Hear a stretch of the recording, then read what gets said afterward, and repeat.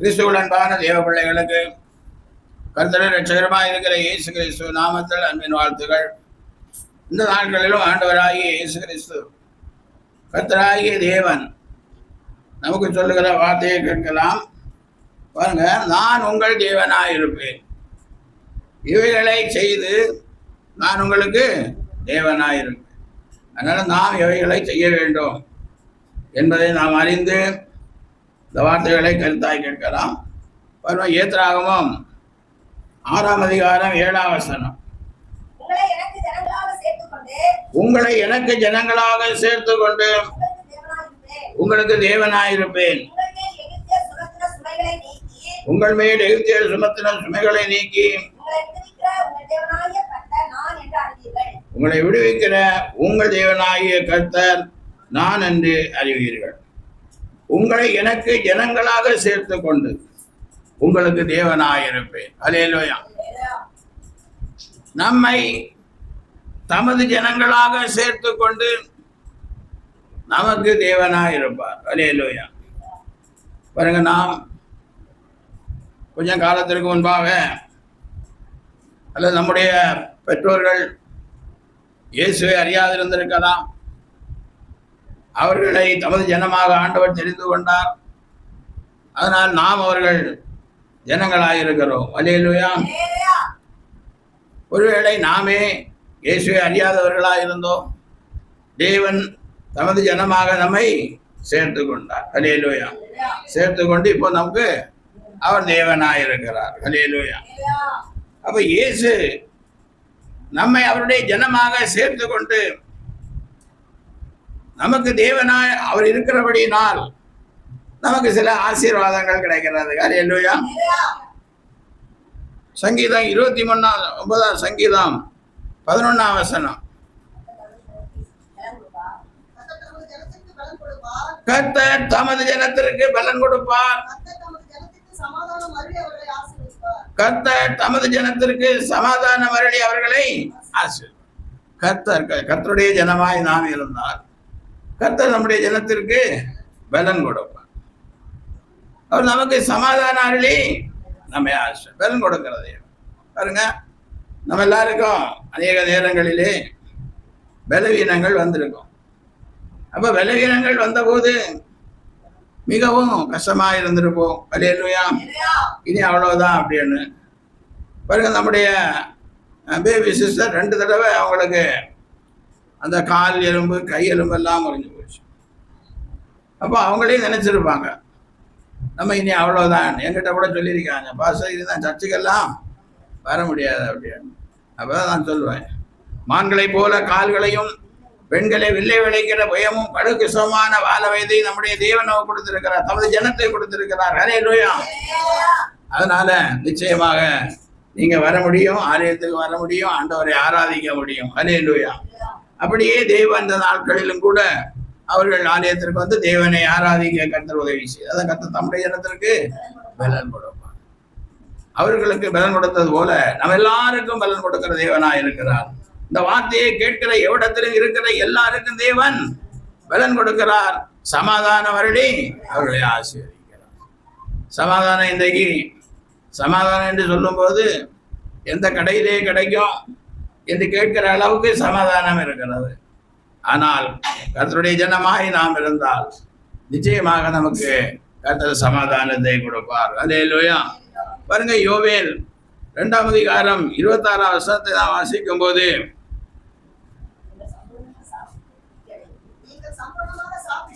நீங்கள் சம்பூர்ணமாய் சாப்பிட்டு திருப்தி அடைந்து உங்களை அதிசயமாய் நடத்தி வந்த உங்கள் தேவனாகிய கர்த்தருடைய நாமத்தை துதிப்பீர்கள். என் ஜனங்கள் ஒருபோதும் வெட்கப்பட்டு போவதில்லை. அல்லேலூயா. ஆண்டவர் சொல்லுகிறார், என் ஜனம் ஒருபோதும் வெட்கப்பட்டு போவதில்லை. சம்பூர்ணமாய் சாப்பிட்டு திருப்தி அடைந்து அதிசயமாய் நடத்தி வந்த தேவனை துதிப்பது. துதியறதா? வாயிலே துதி வருகிறதா? அப்பொழுது நாம் வெட்கப்பட்டு போவதில்லை. துதிக்க வேண்டும். சோத்திர பலி செலுத்தி துதிக்க வேண்டும். அல்லேலூயா. சோத்திர பலி செலுத்துகிறவன் என்னை மகிமைப்படுத்துகிறான் என்று வேதம் சொல்லுகிறது. அப்ப யாரெல்லாம் தன்னுடைய வாயிலே சோத்திர பலிகளை செலுத்தி ஆண்டவரை துதிக்கிறார்களோ அவர்கள் ஒருபோதும் வெட்கப்பட்ட போவதில்லை. ஏன் வெட்கப்பட்ட போவதில்லை? அவர்கள் தேவனுடைய ஜனங்களாக இருக்கிறார்கள். அல்லேலூயா. எவ்வளவுதான் துதியை சத்தமாய் சொல்லுங்கள் என்று சொன்னாலும் வாயிலே இருந்து உதட்டுல தான் இருக்குது. அல்லேலூயா. சோத்திர பலி வெளியே வர மாட்டேன். நான் எல்லாம் சின்ன வயசுல இந்த பெந்தைகோஸ்தே தேவாலயங்களுக்கு சென்று இருக்கிறேன். பாருங்க, அப்ப எல்லாம் மைக்கு கூட அவ்வளோ பெருசா இருக்காது. ஒரு மைக்கு தான் இருந்தா கூட இருக்கும் போதகருக்கு. மைக்கு இல்லாட்டாலும் கூட அவர் பேசுகிற சத்தம் கடைசி வரைக்கும் கேட்கும். அப்படி துதிக்கிற சத்தம் அப்படி கேட்கும். ஜனங்களுடைய துதி பெருவெள்ளத்து இரைச்சல் போல கேட்கும். அல்லேலூயா. அப்படி துதிக்கணும். நாம் அப்படி துதித்தோம் என்று சொன்னாதான் அவருடைய ஜனம். அப்ப நம்ம ஒருபோதும் என்ன செய்வதில்லை? வெட்கப்பட்டு போவது. துதி இருக்கா? நம்முடைய வாயில துதி இருக்கா? இன்னைக்கு நீங்க ஒரு பிரதிஷ்டை பண்ணி கொள்ளுங்க. உங்களுக்கு 1000 பிரச்சனை இருக்கு. அது 1000 பிரச்சனைகளில் இருந்து ஆண்டவர் விடுதலை தருவார் என்ற விசுவாசத்தோடு துதியுங்கள். அல்லேலூயா. நல்ல சத்தமாக துதிங்க. எல்லா பிரச்சனைக்கும் தேவன் வழி உண்டாக்குவார். அல்லேலூயா. எல்லா பிரச்சனைகளும் நம்மை விட்டு விலகி சமாதானத்தோடு தேவனை ஆராதிக்கும்படி தேவன் நமக்கு உதவி செய்வார். அல்லேலூயா. பாருங்க, 2 நாளாகவும் 7ஆம் அதிகாரம் 14ஆம் வசனம் எப்படியாய் சொல்லுகிறது? என் நாமம் தரிக்கப்பட்ட என் ஜனங்கள் தங்களை தாழ்த்தி ஜெபம் பண்ணி என் முகத்தை தேடி தங்கள் கொல்லாத வழிகளை விட்டு திரும்பினார், அப்பொழுது பரலோகத்தில் இருக்கிற நான் கேட்டு அவர்கள் பாவத்தை மன்னித்து அவள் தேசத்துக்கு சேமத்தை கொடுப்பேன். பாருங்க, என் நாமம் தரிக்கப்பட்ட என் ஜனங்கள், ஆண்டுடைய நாமத்தை தரித்திருக்கிற ஜனங்கள். இன்னைக்கு தேவனுடைய ஊழியக்காரர்கள் கூட ஒரு பஸ்ல போறாங்கன்னா தேவனுடைய ஊழியக்காரன் அறிந்து கொள்ள முடியாது. ஒரு விசுவாசியை இவங்க தேவனுடைய பிள்ளைகள் என்பதை அறிந்து கொள்ள முடியாது. அல்லேலூயா. ஆண்டுடைய நாமத்தை தரித்து கொள்வதில்லை. ஊழியக்காரர்களானாலும் சரி, விசுவாசிகளானாலும் சரி, ஆண்டுடைய நாமத்தை தரித்து கொள்வதில்லை. நம்முடைய ஆலயத்துக்கு வருகிறவர்கள் ஆண்டுடைய நாமத்தை தரித்து கொண்டு வருகிறீர்கள். கர்த்தருக்கு ஸ்தோத்திரம். அல்லேலூயா. என் நாமம் தரிக்கப்பட்ட என் ஜனங்கள் தங்களை தாழ்த்தி ஜெபம் பண்ணி என் முகத்தை தேடி தங்கள் பொல்லாத வழிகளை விட்டு திரும்பினால், அப்பொழுது பரலோகத்தில் இருக்கிற நான் கேட்டு அவர்கள் பாவத்தை மன்னித்து அவள் தேசத்திற்கு சேமத்தை கொடுப்பேன். அல்லேலூயா. நமக்கு மாத்திரமல்ல, நம்முடைய தேசத்திற்கும் சேமத்தை கொடுப்பார். அல்லேலூயா. யோபு தன் சிநேகிதர்களுக்காக ஜெபித்த போது யோபின் சிறையிருப்பை ஆண்டவர் மாற்றினார். அல்லேலூயா. அதே போல தேசத்திற்காக ஆண்டுடைய நாமத்தை தரித்து கொண்டு நாம் ஜெபம் பண்ணும் போது தேவன் தேசத்திற்கு சேமத்தை கொடுப்பார். தேசத்துக்கு சேமத்தை கொடுக்கும் போது நமக்கும் சேமம் தானாகவே வந்து சேரும். அல்லேலூயா. அல்லேலூயா. அடுத்தபடியாக பார்க்கும்போது ஆதியாகமம் 17ஆம் அதிகாரம் 8ஆம் வசனம்.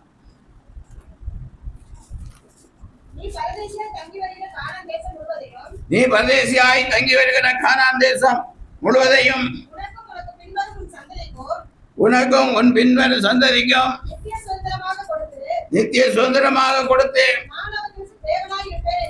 நான் அவர்களுக்கு தேவனாயிருப்பேன் என்றார். அல்லேலூயா.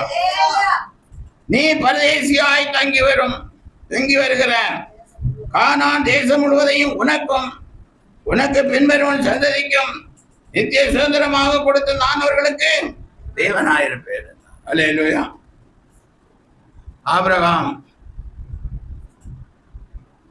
கானான் தேசத்துக்கு வரும்போது அவனிடத்திலே ஒன்றும் இல்லை, சொந்த ஊர் இடமும் இல்லை. ஆனால் ஆண்டவர் வாக்கு கொடுக்கிறார். என்ன வாக்கு கொடுக்கிறார்? நீ பரதேசியாய் தங்கி வருகிற இந்த தேசத்தை, தேசம் முழுவதையும் உனக்கும் உன் சந்ததிக்கு நான் கொடுப்பேன். அல்லேலூயா. வார்த்தையை விசுவாசிக்க.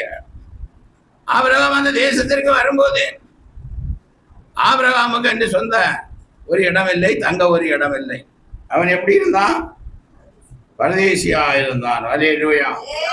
நீ பரதேசியாய் தங்கி வருகிற கானான் தேசம் முழுவதையும் உனக்கும் உன்மரும் உன் சந்ததிக்கும் நித்திய சுதந்திரமாக கொடுத்து நான் அவர்களுக்கு, நாம் சென்னை பட்டணத்திற்கு வரும்போது நம்ம அநேகருக்கு இங்கே சொந்தமா வீடும் இல்லை, ஒன்றுமில்லை. நாம் பரதேசியாய் தான் தங்கியிருந்தோம், வாடகை வீடுகளிலே தங்கியிருந்தோம். அல்லேலூயா. இன்றைக்கு அநேகருக்கு தேவன் சொந்தமாய் இந்த சென்னை பட்டணத்தில் நமக்கு ஒரு சின்ன இடத்தையாவது சொந்தமாய் கொடுத்திருக்கிறார். அல்லேலூயா.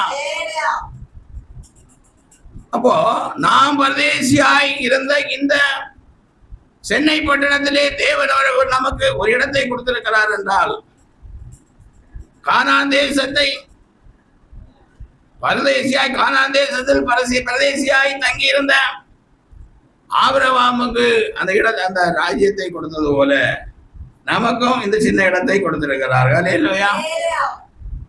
கொடுத்திருக்கிறார், இன்னும் கொடுப்பார். அதை மறந்து போகிறார்.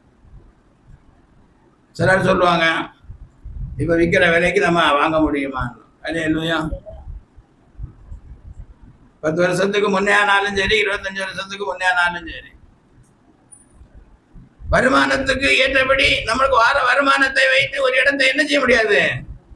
வாங்க முடியாதுதான். ஆனால் ஆபிரகாமுக்கு கொடுத்த வாக்கை தேவன் என்ன செஞ்சிருக்காரு? நமக்கு நிறைவேற்றி சோத்திர பலி செலுத்தின நமக்கு பரதேசியாய் தங்கன இந்த சென்னை பட்டணத்திலே நமக்கு இடத்தை கொடுத்திருக்கிறார். அல்லேலூயா. எப்படியோ ஒரு சூழ்நிலை கஷ்டப்பட்டு நான் வாங்கணும் என்று நான் நினைக்கலாம். ஆனால் கர்த்தர் நமக்கு இந்த இடத்தை கொடுத்திருக்கிறார். நாம் ஒவ்வொருவருக்கும் ஒவ்வொரு இடத்தை கொடுத்திருக்கிறார். அப்ப இன்னும் நாம் ஜெபம் பண்ணுவோம் என்று சொன்னால், இந்த வார்த்தைகளை மனதிலே வைத்து, ஆண்டவரே நாம் ஜனமாய் இருப்பதனாலே இந்த வாக்கின்படி என்னை ஆசீர்வதியும் என்று சொல்வோமானால், நிச்சயமாக நமக்கும் நம்ம எல்லாருக்கும் இல்லாத எல்லாருக்கும் இடத்தை கொடுப்பார்கள். அல்லேலூயா. அப்படிப்பட்ட அற்புதங்களை செய்ய நம்முடைய தேவன் வல்லவராகவே இருக்கிறார். அல்லேலூயா. அப்போ பரதேசியா யார் இருக்கிறார்களோ அவர்கள் ஆண்டுடைய ஜனமாய் இருந்தால் அவர்களுக்கு சொந்தமாக தேசத்தை கொடுப்பார், இடத்தை கொடுப்பார், வீட்டை கொடுப்பார். அல்லேலூயா. நிச்சயமாகவே ஜெபிக்கிற எத்தனையோ பேருக்கு தேவன் அற்புதங்களை செய்து கொண்டிருக்கிறார். சமீபத்திலே ஒரு நண்பரை பார்த்து பேசும்போது, அவர்கள் வாடகைக்கு இருந்த அபார்ட்மெண்ட்ல ஒரு இடத்தை 2 கோடிக்கு வாங்கினாங்களாம். அல்லேலூயா. எவ்வளவு ரூபா? ஆச்சரியமா இருக்கிறது.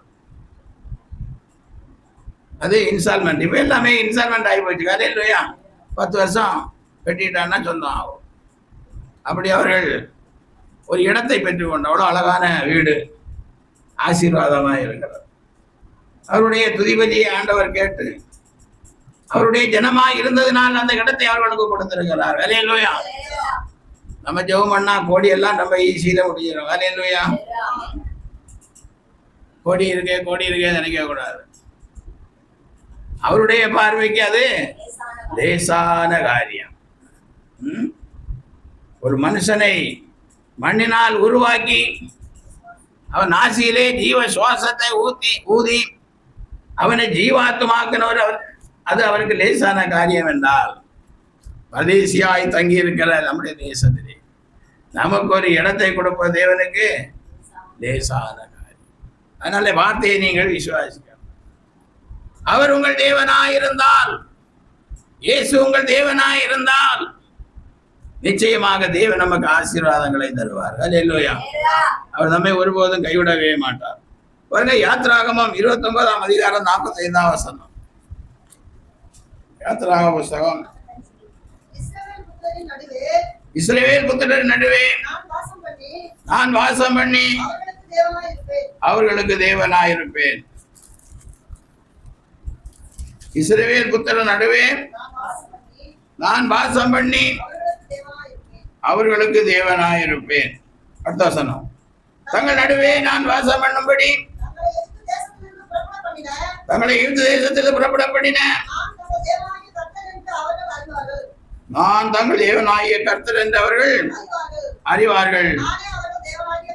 நானே அவர்கள் தேவனாகிய கர்த்தர். இஸ்ரவேல் புத்திரர் நடுவே நான் வாசம் பண்ணி அவர்களுக்கு தேவனாய். நாம் இயேசுவின் பிள்ளைகளானால், இயேசுவின் ஜனங்களானால், இயேசு நம்முடைய மத்தியிலே என்ன செய்வாரு? வாசம். பாருங்க, சங்கீதம் 22ஆம் சங்கீதம் 3ஆம் வசனம்.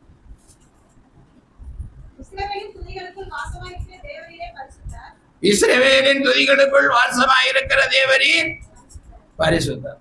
அப்போ இஸ்ரவேல் யார்? கர்த்தரால் ரட்சிக்கப்பட்ட ஜனம். அவர்கள் வாயிலே என்ன இருக்கணும்? துதி இருக்கணும். அங்கே தேவன் என்ன செய்வார்? வாசம் பண்ணுவார். இல்லைன்னா வாசம் பண்ண மாட்டார். அவர் வாசம் பண்ணனா ஆசீர்வாதங்கள் எல்லாம் தானாக. பாருங்க, இப்ப பாருங்க, ஒருத்தர் முதலமைச்சர் ஆகிட்டார், இல்லை பிரதமர் ஆகிட்டாருன்னா அவங்களுக்கு சூப்பரான வீடு, அவர்கள் போறதுக்கு பிளைனு, அவர்கள் தரைமார்க்கமாய் போகிறதா இருந்தால் பாதுகாப்பு வளையத்துக்குள் எவ்வளவு பெரிய பாதுகாப்பு, அதிலே வாகனங்கள் சென்று கொண்டு இருக்கும். வலையில்லையா? குண்டு தொலைக்காத கார் குண்டு வச்சா கூட என்ன ஆகாது? ஒன்றும் ஆகாது. அப்படிப்பட்ட பாதுகாப்போட உலக ராஜாக்கள் இருக்கும்போது நமது ராஜாதி ராஜா எப்படி நம்ம அவர் வாசம் பண்ணுகிற இடம் எப்படி இருக்கும்? எவ்வளவு பாதுகாப்பாக இருக்கும், எவ்வளவு ஆசீர்வாதம் நிறைந்ததா இருக்கும். அல்லேலூயா. இதையெல்லாம் நாம் நினைத்து பார்க்க வேண்டும். இயேசு நம்மோடு இருந்தால் நமக்கு சமாதானம் இருக்கும், சந்தோஷம் இருக்கும், எல்லாம் நமக்குள்ளே இருந்து கொண்டு இருக்கும். இந்த உலகம் ஒரு பாடுகள் நிறைந்த உலகம், வேதனைகள் நிறைந்த உலகம். தினம் தினம் ஒவ்வொரு வியாதிகள் வந்து பெருகி கொண்டிருக்கிறது. அல்லேலூயா. அப்படிப்பட்ட உலகத்திலே இயேசு நம்மோடு வாசம் பண்ணினால் எதற்கு நாம் பயப்பட தேவையில்லை. அல்லேலூயா. இயேசு நமக்கு ஆசீர்வாதம். அப்போ இஸ்ரவேலின் துதிகளுக்குள்ள ஒரு வாசம் பண்ண. எபிரேயர் 12:14 சொல்லப்பட்டிருக்கிறது, பரிசுத்தம் இல்லாமல் ஒரு சமாதானமாய் இருக்கவும் பரிசுத்தம் உள்ளவர்களாய் இருக்கவும் நாடுங்கள்.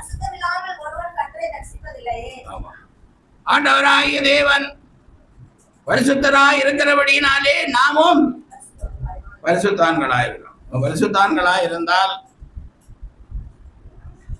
தேவன் நம்ம மத்தியில வாசம். பாருங்க, நியாயாதிபதிகளின் புத்தகத்திலே சிம்சோனை குறித்து சொல்லப்பட்ட ஒரு காரியம், 16ஆம் அதிகாரம் 20ஆம் வசனம். அப்பொழுது அவள், சிம்சோனே, பெரிசியர்கள் உன்மேல் வந்து விட்டார்கள் என்றார். அவன் நித்திரையை விட்டு விழித்து கர்த்தர் தன்னை விட்டு விலகினதை அறியாமல் எப்பொழுதும் போல உதறி போட்டு வெளியே போவேன் என்றான். பெலிஸ்தியர் அவனை பிடித்து அவன் கண்களை பிடுங்கி அவனை காசாவுக்கு கொண்டு போய் அவனுக்கு 2 வெண்கல விலங்கு போட்டு சிறைச்சாலையிலே மாவரைத்துக் கொண்டிருக்க வைத்தார்கள். அல்லேலூயா, அல்லேலூயா. சிம்சோன் ஒரு பலசாலி.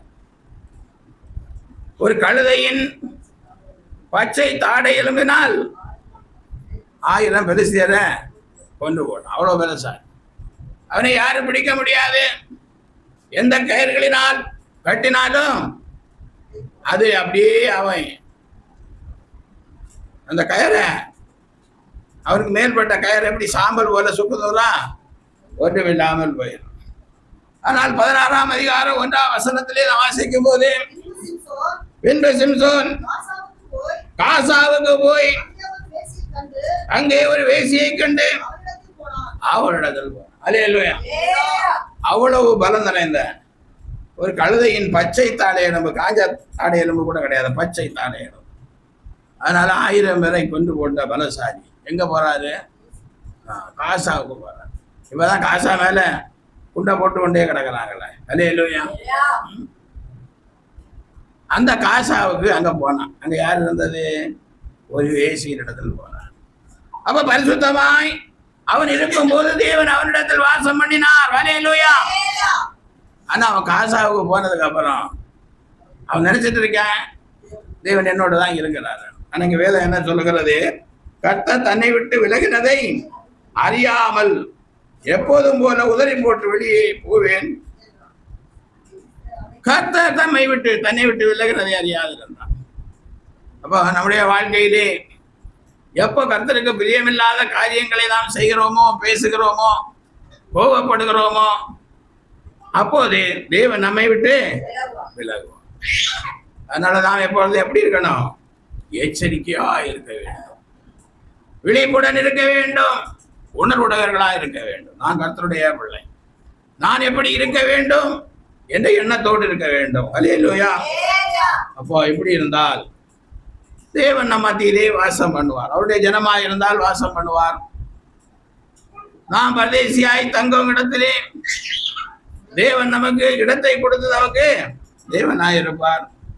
அப்புறம் நம்முடைய நடுவே வாசம் பண்ணி நமக்கு தேவனாயிருப்பார். அல்லேலூயா. அடுத்து பாருங்க, லேவியராகமம் 26ஆம் அதிகாரம் 12ஆம் வசனம். நான் உங்கள் நடுவிலே உலாவி உங்கள் தேவனாயிருப்பேன், நீங்கள் என் ஜனமாயிருப்பீர்கள். அல்லேலூயா. வாசம் பண்றதுக்கும் உலாவுறதுக்கும் என்ன வித்தியாசம் இருக்கு? வாசம் பண்ணணும்னா வாசஸ்தலம் வேணும். அல்லேலூயா. இப்ப வீடு கட்டி குடியிருக்கிறதா வாசம் பண்ணுகிறது. அல்லேலூயா. அப்போ நாம் அவருடைய ஜனமா இருந்தால் நம்ம பக்கத்திலேயே ஒரு வீடை கட்டி, நம்முடைய இதயத்திலேயே ஒரு வீடை கட்டி அங்கே குடியிருப்பார். அல்லேலூயா. அப்புறம் அடுத்தது பாருங்க, நம்ம எங்கேயும் அங்கே இருந்து எங்கேயாவது போறோம்னு வச்சுங்க, இல்ல அவர் எப்பவும் உலாவி கொண்டிருப்பார். அல்லேலூயா. எப்படி உலாவி கொண்டிருப்பார்? இப்போ ஒரு வீட்டுக்கு இல்லை ஒரு கம்பெனிக்கு எல்லாம் வாட்ச்மேன் போடுறாங்கன்னு வச்சுங்க, அவன் கையில ஒரு சின்ன ஒரு ஸ்டிக்கிங் வச்சுட்டு அப்படியே இப்படியே என்ன பண்ணி கொண்டிருப்பான்? உலாவி கொண்டிருப்பான். அல்லேலூயா. அவனுக்கு தெரியாம யாரும் உள்ள போக முடியாது.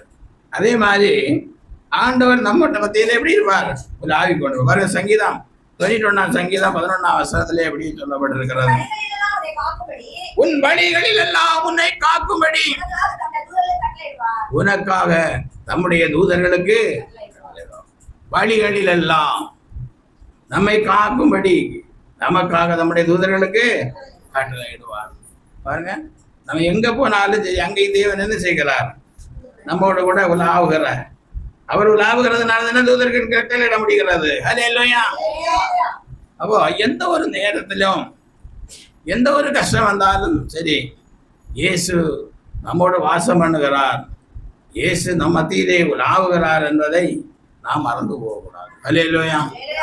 என் மத்தியில் இருக்கிற என்னோட வாசம் பண்ணுகிற இயேசுவே, என்னுடைய பிரச்சனைகளை கண்ணோக்கி பாரும் என்று சொல்லி நம்ம ஜெபம் பண்ணணும். அல்லேலூயா. என்னோடு உலாவுகிற கர்த்தாவே, என்னுடைய தேவைகளை அறிந்திருக்கிறபடியால் சோத்திரம் என்று சொல்லி ஜெபம் பண்ணணும். வேதத்திலே கொஞ்சம் வசனங்களாவது நமக்கு என்ன செய்யணும்?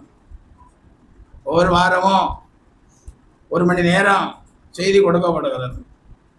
அதுல ஏதாவது ஒரு வார்த்தையாவது உங்களுடைய இதயத்திலே என்ன செய்யணும்? பதியணும்.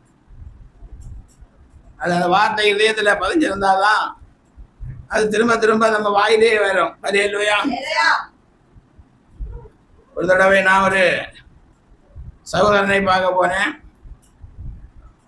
பார்க்க போய் இவ்வளவுக்கும் அவர் கவர்மெண்ட் அரசாங்க வேலை பார்க்கிற ஒரு சகோதரனாக இருந்தார். ஒரு நல்ல பெரிய ஆவிக்குரிய சபைக்கு போற ஒரு மகனாக இருந்தார்.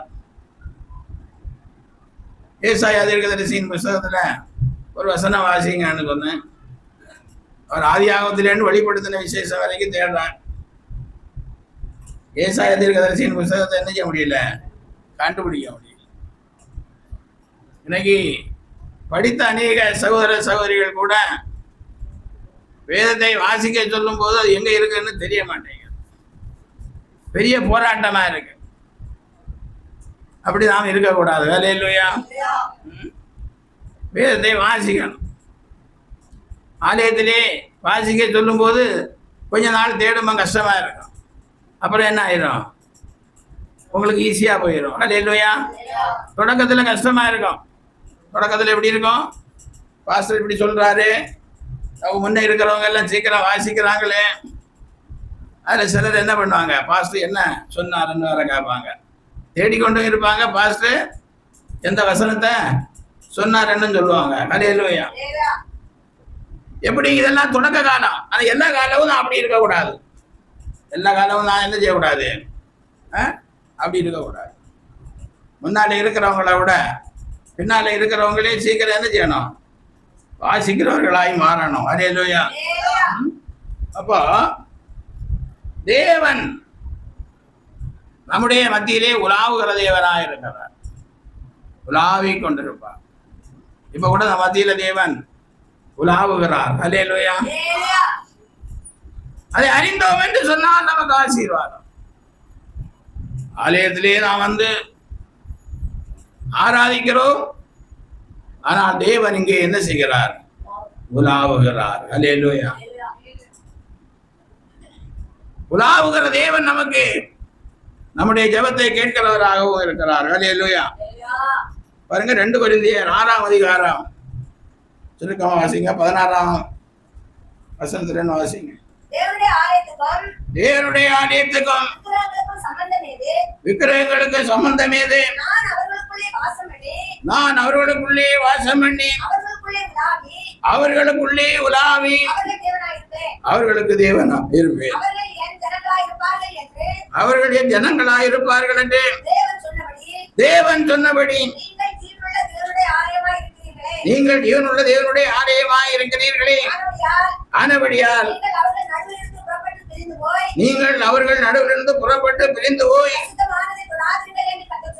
அசுத்தமானதை தொடாதிருங்கள் என்று கர்த்தர் சொல்லுகிறார். அப்பொழுது நான் உங்களை ஏற்றுக்கொண்டு உங்களுக்கு பிதாவாயிருப்பேன்.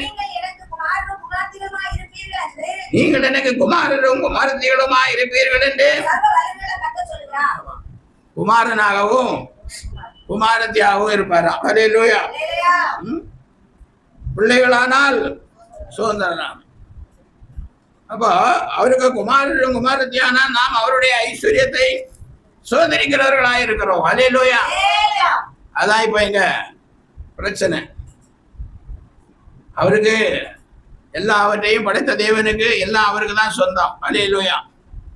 அவருக்கு குமாரனும் குமாரத்திகளும் நாம் இருந்தோம் என்று சொன்னால் நமக்கு அது சொந்தமாக மாறுகிறது. அல்லேலூயா. பிள்ளைகளானால் சுதந்திரராமே. அப்ப அவருடைய ஐஸ்வர்யத்திலிருந்து எடுத்த தேவன் நமக்கு கொடுப்பார். அல்லேலூயா. அதனாலதான் நீங்க தேவனுக்கு பிள்ளைகளாய் இருக்க வேண்டும் என்று வேதம் சொல்லுகிறது. தேவனுடைய பிள்ளைகளாய் நாம் இருந்தால் அவருடைய ஐஸ்வர்யத்திலிருந்து நமக்கு தேவன் கொடுப்பார். அல்லேலூயா. சிலர் சொல்லுவாங்க, ஜெபம் பண்ணி கொண்டிருந்தா வானத்திலே என்று பொத்து கொண்டா விழுவோம் அப்படின்னு. அல்லேலூயா. நாம் ஆண்டவரை விசுவாசித்து அவருடைய பிள்ளைகளாய் இருந்தால் நமக்கு கொடுக்கப்பட்ட வேலையோட ஜெபத்தையும் சேர்த்து செய்யும் போது நிச்சயமாகவே ஐஸ்வர்யம் வானத்திலிருந்து பொத்து கொண்டுதான் விழும். அல்லேலூயா. நமக்கே ஆச்சரியமா இருக்கிற விதமாக ஆண்டவர் நம்மை ஆசீர்வதிப்பார். ஆசீர்வாதம் நமக்கு தேவைப்படுகிறது. அதை கொடுக்க தேவன் வல்லவராய் இருக்கிறார். அல்லேலூயா. இப்போ தேவனுடைய ஆலயத்துக்கு விக்கிரகங்களுக்கு சம்பந்தம் ஏது? நான் அவர்களுக்குள்ளே வாசம் பண்ணி அவர்களுக்குள்ளே உலாவி அவர்கள் தேவனாயிருப்பேன். அவர்கள் என் ஜனங்களாயிருப்பார்கள் என்று தேவன் சொன்னபடி நீங்கள் ஜீவனுள்ள தேவனுடைய ஆலயமாயிருக்கிறீர்கள். அவர்களுக்குள்ளே வாசம் பண்ணுவேன், அவர்களுக்குள்ளே உலாவுவேன். அல்லேலூயா. இப்போ நாம் அவருடைய ஜனமாயிருந்தால் நமக்குள்ளே வாசம் பண்ணுவார், நமக்குள்ளே உலாவுவார். அல்லேலூயா. ஒன்றுக்கு நான் கவலைப்பட தேவையில்லை. இன்று கூட பாருங்க, தேவனுடைய ஜனங்களுக்கு தேவனுடைய தேசத்தை கொடுத்தார். அந்த தேசத்தின் பேரு இஸ்ரவேல். அல்லேலூயா. அப்ப இஸ்ரவேல் நாடை சுற்றி நிறைய நாடுகள் இருக்கிறது, பெரிய பெரிய நாடுகள். நம்ம இந்தியா அளவை விட பெரிய அளவில் இருக்கிற நாடுகள் எல்லாம் இருக்கிறது. ஈரான், ஈராக் போன்ற நாடுகள் இருக்கிறது, எகிப்து இருக்கிறது. எல்லா நாடுகளும் எப்ப பார்த்தாலும் அந்த இஸ்ரேல் நாட்டுக்கு மேல என்ன செய்கிறது? யுத்தம் செய்கிறது. அப்படி ஒரு தடவை யுத்தம் செய்கிற போது ஒரு 10-15 நாட்களுக்குள்ளே அவங்க சுற்றி இருந்த நாடுகளிலே அவருடைய நிலப்பரப்புகளை எல்லாம் பிடித்துக் கொண்டார்கள். அல்லேலூயா. ஏனென்றால் அவர்கள் யுத்தத்துக்கு போகும்போது ஒரு ஜெபம் பண்ணுவாங்க, எங்களுக்கு முன்பாக நீர் சேனைகளின் கர்த்தராய் கடந்து போகிறீர் என்று. அல்லேலூயா. அப்படி யுத்தங்கள் எகிப்திலே நிறைய பிடித்தார்கள், ஜோர்டானிலே பிடித்தார்கள், சிரியாவிலே பிடித்தார்கள், சுற்றி இருந்த நாடுகளிலே எல்லாம் பிடித்தார்கள். அப்படி கொஞ்ச காலம் யுத்தம் நடந்து போச்சு. இப்போ அந்த எகிப்து நாடு அவங்களுக்கு நட்பு நாடாக மாறி போனது. அல்லேலூயா. நாம் இஸ்ரவேலோட யுத்தம் பண்ணி நம்ம வீண் செலவும் பண்ணி நம்முடைய எல்லா ஆஸ்திகளையும் அழித்து போடியதை விட அந்த நாடோட நமக்கு சமாதானமா போகணும் என்று சமாதானமாக. இப்ப அந்த ஈரான் நாட்டிலே யுத்தம் நடந்து கொண்டிருக்கிறது.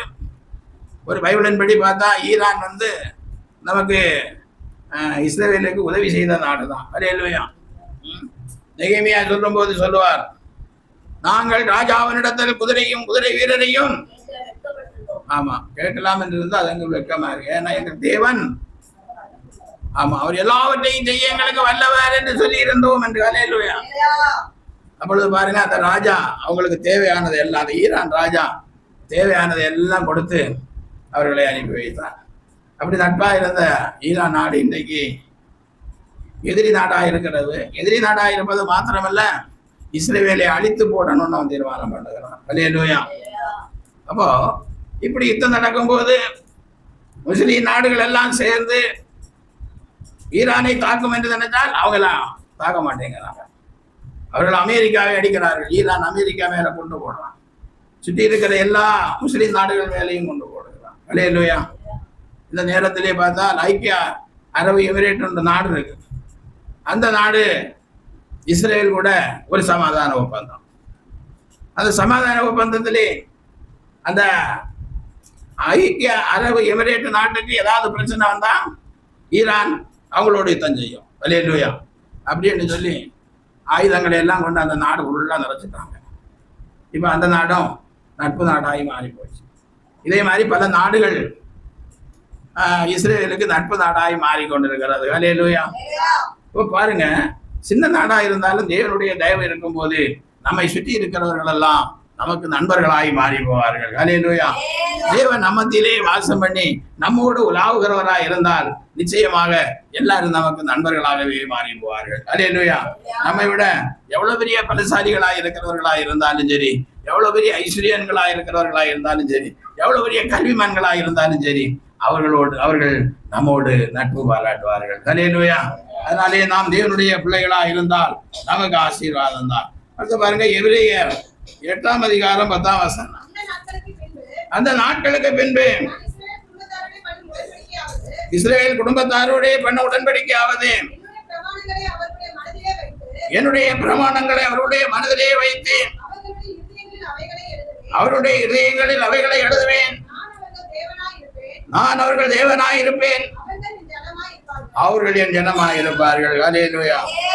அந்த நாட்களுக்கு பின்பு, நம்மோடு வாசம் பண்ணுகிற அந்த நாட்களுக்கு பின்பு, நம்மோடு உலாவுகிற அந்த நாட்களுக்கு பின்பு, நான் இஸ்ரவேல் குடும்பத்தாரோடு பண்ண உடன்படிக்கையாவது என்னுடைய பிரமாணங்களை அவருடைய மனதிலேயே வைத்து, பிரமாணங்களை எங்க வைப்பாரு? மனதிலேயே வைத்து இருதயத்திலே எழுதுவார். அல்லேலூயா. அப்ப முதல்ல மனதில் வைப்பார். அல்லேலூயா.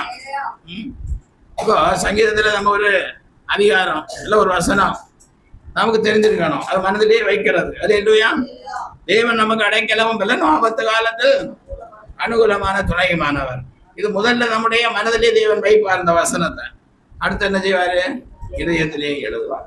இந்த ரெண்டு காரியமும் நடந்தது என்று சொன்னால் நமக்கு அவர் தேவனாயிருப்பார், நாம் அவருடைய ஜனங்களாயிருப்போம். அல்லேலூயா. அதனால தேவன் மனதிலே வைக்கிற வசனங்களை நாம் என்ன செய்யக்கூடாது? மறக்க கூடாது. நம்ம சண்டே ஸ்கூல் சின்னவங்களுக்கும் பெரியவங்களுக்கும் எல்லாம் தான் இருக்குது. ஆனால் பரீட்சை எழுதும்போது பார்த்தா என்ன செய்யுது நடக்குது? வசனம் வர மாட்டேங்குது. ஏன் வர மாட்டேங்குது? அது மனதிலே தேவன் வைத்ததை நீங்கள் என்ன செய்யுங்க, எடுத்து தூர போட்டுட்டீங்க. ஆண்டவர் மனதிலே வைத்த வசனம் அங்கே இல்லை எழுதும் போது. அப்புறம் நம்முடைய இதயத்திலையும் அது எழுதப்படலை. அது எழுதப்பட்டாலும் கூட அது என்னாச்சு? அழிஞ்சு போச்சு. அல்லேலூயா. இப்போ நாம் எப்படி அவருக்கு தேவனா இருக்கிறது? நாம் எப்படி அவருடைய ஜனங்களா இருப்பது? வசனம் நமக்குள்ள இல்லைன்னா, வார்த்தைகள் நமக்குள்ள இல்லைன்னா, ஒவ்வொரு வாரமும் ஒவ்வொரு செய்தியிலும் ஒவ்வொரு வசனம் என்ன செய்யணும்? படிக்கணும். அதை கிறிஸ்துமஸ் டைமில் பரிச்சையாக எழுதணும். ஒரு வசனம் படிக்கிறதுக்கு முடியுமா? முதல் வாரத்தில் ஒரு வசனம் படிச்சுட்டான்னா நீங்கள் வேலை செய்கிற இடத்துல கூட அதை திரும்ப திரும்ப மனசுக்குள்ளே என்ன செய்யலாம்? சொல்லி கொண்டே இருக்கலாம். அப்படி உங்களுக்கு அந்த நல்ல எண்ணம் இருந்தால் பரிச்சையிலையும் பாஸ் ஆகலாம். ஆண்டவரும் உங்களுக்கு தேவனாக இருப்பார், நீங்களும் அவருக்கு ஜனங்களாக இருக்கு. அல்லேலூயா. எவ்வளோ முக்கியமான காரியங்கள் இதில் இருக்குது. பரிச்சையிலையும் நாம் என்ன செய்ய போகிறோம்? பாஸ் ஆக போகிறோம். ஏசப்பாவும் நமக்கு தேவனாக இருப்பார், நாமும் அவருடைய ஜனங்களாக இருப்போம். அல்லேலூயா. அந்த எரேமியா தீர்க்கதரிசியின் புத்தகம் 7ஆம் அதிகாரம் 23ஆம் வசனம். என் வாக்குக்கு செவி கொடுங்கள், அப்பொழுது நான் உங்கள் தேவனாயிருப்பேன், நீங்கள் என் ஜனமாயிருப்பீர்கள். நான் உங்களுக்கு கற்பிக்கும் எல்லா வழியிலும் நீங்கள் உங்களுக்கு நன்மை உண்டாகும்படி நடவுங்கள் என்கிற விசேஷத்தையே உங்களுக்கு. ஆமா, வாக்குக்கு செவி கொடுக்கும் போது நன்மை உண்டாகும். அல்லேலூயா. ஆண்டுடைய வார்த்தை உங்கள் மனதிலே இருக்கும் போது உங்களுக்கு நன்மை உண்டாகும். ஆண்டுடைய வார்த்தை உங்கள் இருதயத்திலே எழுதப்படும் போது உங்களுக்கு நன்மை உண்டாகும். அதான் சொல்லப்படுற, என் வாக்குக்கு செவி கொடுங்கள், அப்பொழுது நான் உங்களுக்கு தேவனாயிருப்பேன், நீங்கள் என் ஜனமாயிருப்பீர்கள். நான் உங்களுக்கு கற்பிக்கும் எல்லா வழியிலும்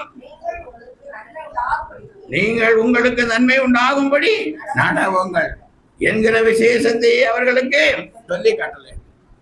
இந்த வசனத்தின்படி நடக்கும்போது நமக்கு என்ன உண்டாகிறது? நன்மை உண்டாகிறது, ஆசீர்வாதம் உண்டாகிறது, சமாதானம் உண்டாகிறது, சந்தோஷம் உண்டாகிறது. வேலை செய்கிற இடத்திலே வேலைக்கு பதவி உயர்வு கிடைக்கிறது. போகிற வருகிற இடங்களிலே நமக்கு பாதுகாப்பு உண்டாகிறது. அல்லேலூயா. நல்ல ஆகாரத்தினால் தேவன் நம்மை ஆதரிக்கிறார். அல்லேலூயா. இப்படி எல்லா ஆசீர்வாதமும் நன்மையும் நமக்கு உண்டாகும் என்பதை நாம் என்ன செய்யக்கூடாது? ஒருபோதும் மறந்து போகக்கூடாது. அடுத்தபடியாய் பாருங்கள், வெளிப்படுத்தின விசேஷம் 21ஆம் அதிகாரம் 7ஆம் வசனம். ஜெயம் கொள்ளுகிறவன் எல்லாவற்றையும் சுதந்திரித்துக் கொள்ளுவான், நான் அவன் தேவனாயிருப்பேன், அவன் என் குமாரனாயிருப்பான். அல்லேலூயா. ஜெயம் கொள்ளுகிறவன், யாரு ஜெயம் பெற்றுக் கொள்ளுகிறார்களோ அவர்கள் எல்லாரும் எல்லாவற்றையும் சுதந்திரித்துக் கொள்வான். நான் அவன் தேவனாயிருப்பேன், அவன் என் குமாரன். எப்ப பாரு நஷ்டம் நஷ்டம். எப்ப பார்த்தாலும் எனக்கு சிலரை தெரியும், ஒரு கடை போடுவாங்க, வியாபாரம் செய்வாங்க, கொஞ்ச நாளில் நஷ்டம்னு சொல்லி அதை மூடி போடுவாங்க. அப்புறம் இனி கொஞ்சம் நாள் கழிஞ்சு வேறு ஒரு வியாபாரம் தொடங்குவாங்க, அதையும் மூடி போடுவாங்க. அல்லேலூயா. ஆனால் ஜெயம் கொள்ளுகிறவன் எல்லாவற்றையும் சுதந்திரித்துக் கொள்வான். நான் அவன் தேவனாக இருப்பேன், எல்லா குமாரனாக இருப்பான். அல்லேலூயா. ஜெயம் ஜெயம் ஜெயம் பெற வேண்டும். வெளிப்படுத்தின விசேஷம் 2ஆம் அதிகாரம் 7ஆம் வசனம் எப்படியாய் சொல்லுகிறது? ஆவியானவர் சபைகளுக்கு சொல்லுகிறதை காதுள்ளவன் கேட்க கடவன். ஜெயம் கொள்ளுகிறவன் எவனோ அவனுக்கு தேவனுடைய பரதேசின் மத்தியில் இருக்கிற ஜீவ விருட்சத்தின் கனியை புசிக்க கொடுப்பேன் என்று எழுது. அல்லேலூயா. ஆவியானவர் சபைகளுக்கு சொல்லுகிறதை காதுள்ளவன் ஜெயம் கொள்ளுகிறவன் எவனோ அவனுக்கு தேவனுடைய பரதேசின் மத்தியில் இருக்கிற ஜீவவிருஷத்தின் பணியை புசிக்க கொடுப்பேன். அல்லேலூயா. அப்ப பரதேசின் மத்தியில், பரதேசம் எங்க இருக்குது? அந்த சிலுவையில் அலையும் போது அவன் என்ன சொல்லுகிறான்? வலது பக்கத்துல நிற்கிறவன், உம்முடைய ராஜ்யத்தில் வரும்போது அடியனை, ஆண்டவர் என்ன சொல்லுகிறார்? நீ இன்று என்னுடனே கூட பரதேசில் இருப்பாய். அல்லேலூயா. அப்போ தேவனுடைய பரதேசின் மத்தியில் இருக்கிற ஜீவவிருஷத்தின் கனியை புசிக்க கொடுப்பேன் என்றது ஆதியாகமம் 3:24 ஆசிக்கும் போது பரதேசம் எங்க இருக்கிறது? ஆதியாகமம் அவர் மனுஷனை துரத்திவிட்டு ஜீவவிருஷத்துக்கு போகிற வழியை காவல் செய்ய ஏதேன் தோட்டத்துக்கு கிழக்கே கேருபீன்களையும் வீசி கொண்டிருக்கிற சுடர்வழி பட்டயத்தையும் வைத்தார். அல்லேலூயா. ஆதாம் ஏவாளும் நன்மை தீமை அறியத்தக்க விருஷத்தின் கனியை புசித்ததினாலே தேவன் அவர்கள் என்றும் உயிரோடு இருக்கும்படிக்கு ஜீவ விருஷத்தின் கனியை புசிக்க கூடாது என்று சொல்லி அவர்களை அங்கிருந்து என்ன செய்கிறார்? துரத்தி விடுகிறார். அவர்களை அங்கே இருந்து துரத்தி விட்டு அங்கே சுடரொளி பட்டயத்தை வைக்கிறார். அல்லேலூயா. அது ஏதேன் தோட்டத்துக்கு கிழக்கே இருக்கு என்று இங்கே சொல்லப்பட்டிருக்கிறார். அப்போ சபைகளுக்கு ஆவியானவர் சொல்லுகிறது எப்படி சொல்லுகிறார்? என்ன சொல்லுகிறார்? தேவனுடைய பரதேசின் மத்தியில் இருக்கிற ஜீவவிருஷத்தின் கனியை புசிக்க கொடுப்பேன். அல்லேலூயா.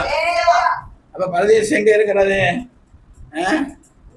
ஜீவவிருஷம் எங்க இருக்கிறது? பரதேசம் இருக்கிற இடத்துல ஜீவவிருஷம் இருக்கிறது. ஜீவவிருஷம் எங்க இருக்கிறதோ அங்கே பரதேசி இருக்கிறது. அல்லேலூயா. அல்லேலூயா. அதனால கிறிஸ்துவுக்குள் அன்பானவர்களே, நமக்கு தேவன் இப்படிப்பட்ட பெரிய ஆசீர்வாதங்களை எல்லாம் வைத்திருக்கிறார். அவருடைய ஜனமாகவும் அவருடைய பிள்ளைகளாகவும் இருந்தால் இம்மைக்குரிய ஆசீர்வாதம் மாத்திரமல்ல, மறுமைக்குரிய ஆசீர்வாதங்களையும் தேவன் நமக்கு கொடுப்பார். அல்லேலூயா. பாருங்க, 2 கொரிந்தியர் 2ஆம் அதிகாரம் 14ஆம் வசனம். கிறிஸ்துவுக்குள் எப்பொழுதும் எங்களை வெற்றி சிறக்க பண்ணி எல்லா இடங்களிலேயும் எங்களை கொண்டு அவருடைய அறிவின் வாசனையை வெளிப்படுத்துகிற தேவனுக்கு கிறிஸ்துவுக்குள் எப்பொழுதும் எங்களை வெற்றி சிறக்க பண்ணி எல்லா இடங்களிலேயும் எங்களை கொண்டு அவரை அறிகிற அறிவின் வாசனையை வெளிப்படுத்துகிற தேவனுக்கு ஸ்தோத்திரம். அல்லேலூயா. கிறிஸ்துவுக்குள் எப்பொழுதும் வெற்றி. அல்லேலூயா. இயேசுவின் பிள்ளைகளுக்கு எப்பொழுதும் வெற்றி. இயேசுவை துதித்து மகிமைப்படுத்துகிற எல்லா பிள்ளைகளுக்கும் எப்பொழுதும் வெற்றி. தேவன் நமத்திலே உலாவினால் எப்பொழுதும் நமக்கு வெற்றி. அல்லேலூயா. அவர் நமத்திலே உலாவினால் எப்பொழுதும் நமக்கு வெற்றி. அவர் நம்முடைய வார்த்தையை நம்முடைய மனதிலே வைத்து இதயத்திலே எழுதினார் என்றால் நமக்கு வெற்றி வெற்றி வெற்றி. அல்லேலூயா. அதனால வார்த்தை நம்முடைய மனதிலே இருக்கணும். வார்த்தை நம்முடைய இதயத்திலே என்ன செய்யணும்? எழுதப்பட வேண்டும். அல்லேலூயா. அப்பொழுது நமக்கு எப்பொழுதும் வெற்றி தான். தேவன் நமக்கு ஏன் வெற்றி கிடைக்கவில்லை என்று நினைக்க கூடாது. எவ்வளவோ ஜெபம் பண்றேன், எனக்கு வெற்றியே கிடைக்கலையே என்று நீங்கள் நினைக்க கூடாது. அல்லேலூயா. ஆண்டுடைய வசனம் எதெல்லாம் உங்கள் வார்த்தைக்கு, நீங்க 1,00,000 வார்த்தையை வையன்னு சொல்லல, ஒரு 1000 வார்த்தை செய்ய வையன்னு சொல்லல, ஒரு 100 வார்த்தை ஆகுது. அல்லேலூயா. உங்களுடைய இதயத்திலே எழுதப்பட வேண்டும். உங்களுடைய மனதிலே வைத்து இதயத்திலே எழுதணும். அப்ப மனதில் வந்தாதான் இதயத்திலே ஆண்டவர் என்ன செய்வாரு? மனப்பாடம் பண்ணுங்க. ஒரு 100 வசனம் ஆகுது, இல்ல ஒரு 50 வசனம் ஆகுது, நான் என்ன செய்யணும்? மனப்பாடம் பண்ணணும்னு ஒரு நல்ல தீர்மானம் எடுங்க. அல்லேலூயா. அந்த 50 வசனத்தையும் உங்கள் இதய மனதிலேயே வையுங்க. அப்பொழுது ஆண்டவர் உங்கள் இதயத்தில் என்ன செய்வாரு? எழுதுவார். அப்படி எழுதும் போது அவர் உங்களுக்கு தேவனாயிருப்பார். நீங்கள் அவருடைய பிள்ளைகளாயிருப்பீர்கள். அப்ப பிள்ளைகளின் சுதந்திரம், பிதாக்களின் சுதந்திரம் எல்லாம் பிள்ளைகளுக்கு சொந்தம். ஏசாவு அப்பாவுக்கு சொந்தமானதெல்லாம் நமக்கு கிடைக்கும். ஆனா பிள்ளைகளானால் சுதந்திரமாவே. அல்லேலூயா. அதனால நம்ம ஆண்டுடைய வார்த்தையை கை கொள்ளும் போது ஆண்டவர் நமக்கு ஆசீர்வாதங்களை கட்டளையிடுவார். அல்லேலூயா. அதனால உபதேசத்தை கேட்டோம் போனோன்னு இல்லாம உபதேசத்திலே கொஞ்சம் 1-2வது நம்முடைய மனதிலே இருக்கணும். அல்லேலூயா. அப்ப நம்ம இதயத்திலே எழுதுவார். நமக்கு ஆசீர்வாதமா இருக்கு. எந்த பெரிய ஆசீர்வாதம் ஆனாலும் சரி, ஆண்டவருடைய பிள்ளைகளாக இருந்தார். அல்லேலூயா. கர்த்தர் நம்முடைய ஜனத்துக்கு ஞானம் கொடுத்தார். அல்லேலூயா. தானியேலு, சாத்ராக், மேஷாக், ஆபேத்நேகோ எல்லாம் பாபிலோன் தேசத்திலே இருக்கும்போது எல்லாரை விட அவங்களுக்கு என்ன கொடுத்தார்? 10 மடங்கு ஞானத்தை கொடுத்தாருன்னு இருக்கு. அப்ப வார்த்தை நம்முடைய இதயத்திலே இருக்கும்போது, பக்தி வைராக்கியம் நம்முடைய இதயத்திலே இருக்கும்போது தேவன் நமக்கு 10 மடங்கு ஞானத்தையும் 10 மடங்கு ஆசீர்வாதத்தையும் நமக்கு கொடுப்பார். வார்த்தைகளுக்காக கர்த்தரை ஸ்தோத்திரிப்போம். எங்களை அதிகமாய் நேசிக்கிற பரலோக தெய்வமே சொல்றார். ஆண்டவரே, பரதேசியா இந்த தேசத்திலே ஆண்டவரே ஆபிரகாமை தம்முடைய ஜனமாக எடுத்துக்கொண்டு ஆண்டவரே ஆசீர்வாதத்தை கொடுத்த தேவன், நேற்றும் இன்றும் என்றும் மாறாத தேவனாக இருந்தேன். நாங்கள் வந்த இது சென்னை பட்டணங்களிலும் பிள்ளைகள் இருக்கிற ஒவ்வொரு இடங்களிலும் அவர்களுக்கு இடங்களை கொடுத்து வீடுகளை கொடுத்து ஆசீர்வதித்து வைத்திருக்கிற கிருபைக்காய் ஸ்தோத்திரம் ஸ்தோத்திரம். இப்படியே உடைய வார்த்தைகளை விசுவாசிக்கிற நாங்கள் யாவரும் இன்மைக்கு மாத்திரமல்ல மறுமைக்குரிய ஆசீர்வாதங்களையும் பெற்று சாட்சிகளாய் ஜீவிக்க கர்த்தருக்கு உதவி செய்வீராக. தேவ கிருபையிலே பலப்படவும் ரட்சிப்பின் பூரணத்தை சுதந்திரித்துக் கொள்ளவும் கர்த்தர்கள் ஒவ்வொருவருக்கும் உதவி செய்வீராக. வார்த்தையை கேட்ட பிள்ளைகளுக்கு சுகம் தாரும், நல்ல பலம் தாரும், நல்ல ஐஸ்வர்யத்தை தாரும், நல்ல சமாதானத்தை சந்தோஷத்தை கொடுத்த பிள்ளைகளை காணப்படும். இயேசு நாமத்தில் பிள்ளைகளை ஆசீர்வதித்து ஜெபிக்கிறேன் நல்ல பிதாவே. கர்த்தரை ஸ்தோத்திரி, என் உள்ளமேட பரிசுத்தநாமத்தை ஸ்தோத்திரி. அவரின் அக்கிரமங்களை எல்லாம் மன்னித்து நோய்களை எல்லாம் குணமாக்கி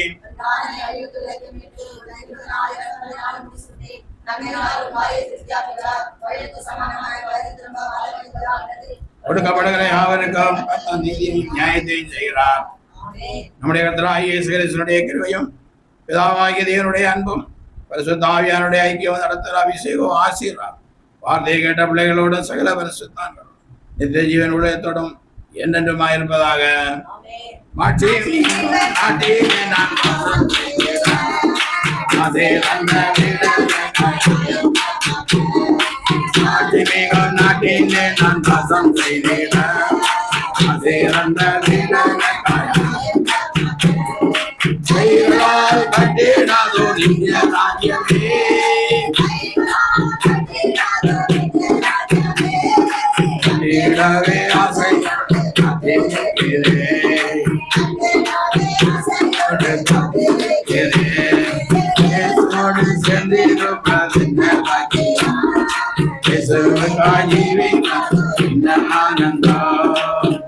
Hallelujah. Hallelujah. Hallelujah. And our eyes, we are God bless you. Praise the Lord. Praise the Lord.